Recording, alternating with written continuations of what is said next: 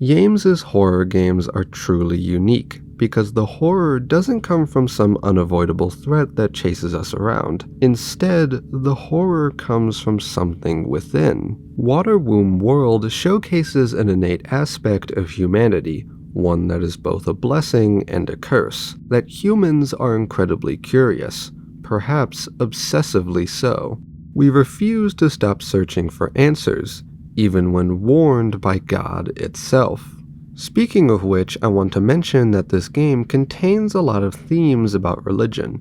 I want to make it clear that everything discussed in this video will be from a literary or artistic perspective. I'm not a theology expert. I just wish to discuss the themes of this game because I think they're interesting. With that out of the way, let's begin.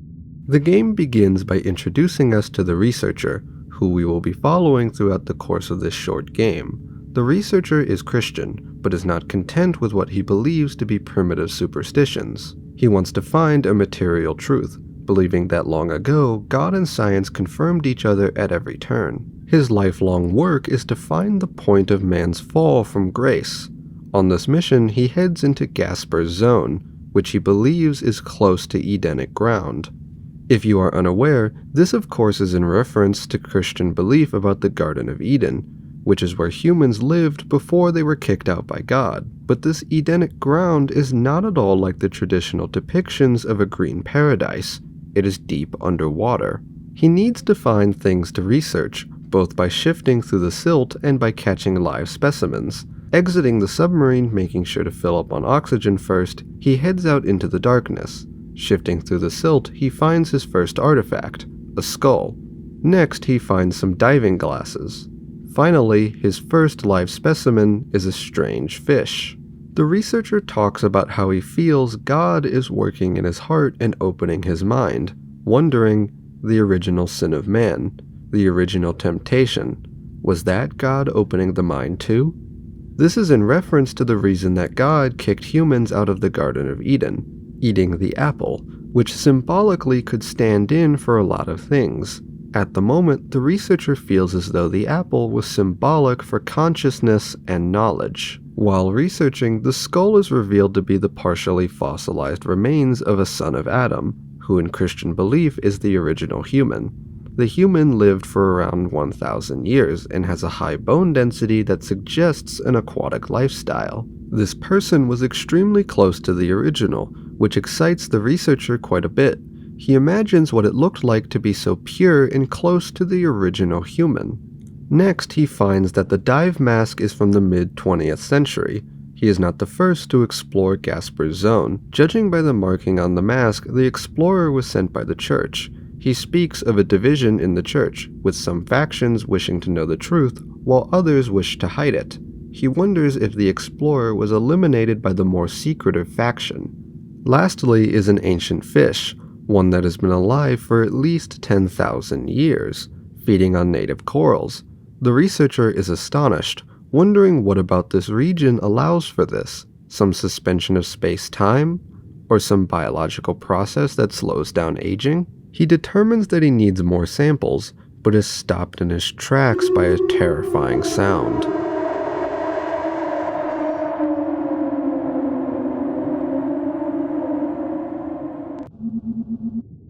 A whale, perhaps?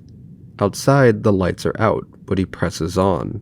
A being appears before him. Son of Adam, I beseech thee, your forebears abandoned the tree of life and ate the fruit of knowledge. You walk a contrary path. You will leave this place, or you will exchange one life for another. Die as a man or go on in full flesh. To hear the voice of your God is to return origin-ward, back into the womb where words would fail. Know this now, I am but his created messenger. When the being disappears, the researcher simply states, an angel? Amazing, what did the message mean? I cannot postpone my search any longer. This of course completely misses the point the angel was trying to convey. This time his goal is to find one artifact and 2 live specimens. In the silt, you find some coral, and find 2 more live fish. During this, the researcher is reminded of Moses and says, I believe I can know God. and I will know God. When he goes back inside, he feels a bit dizzy, perhaps from swimming. Then knowledge flies out of his mind. Rather than being concerned about his sudden memory loss, he continues on with his work. The first live specimen is a deathless fish, born sometime in the Jurassic period, meaning at least 150 million years ago. Like with the other fish, it survives off the native coral. Notably, this fish lacks eyes, which is not unheard of for the deep sea, but even blind fish can sense the difference between light and darkness. These fish lack that capacity completely. The second live specimen is another deathless fish. The age of this fish is incredibly old, impossibly old. Time seems to spiral out in front of the researcher.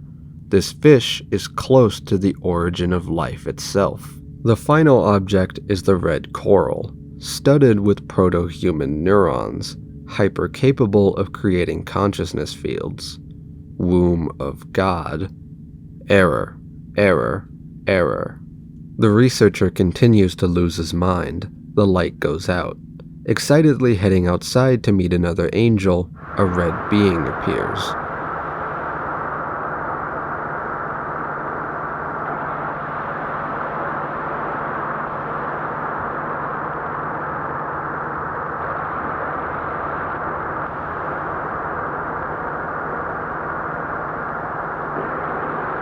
Water Womb World. The researcher goes inside the sub and starts getting hungry, but not for a snack. There is no need to refill the tanks or to get more nets. There is no need for oxygen, only for coral. Consume, consume, consume. More, more, more. The red being appears, more numerous in numbers than before. It is part of a single entity. It is shown, the womb of God.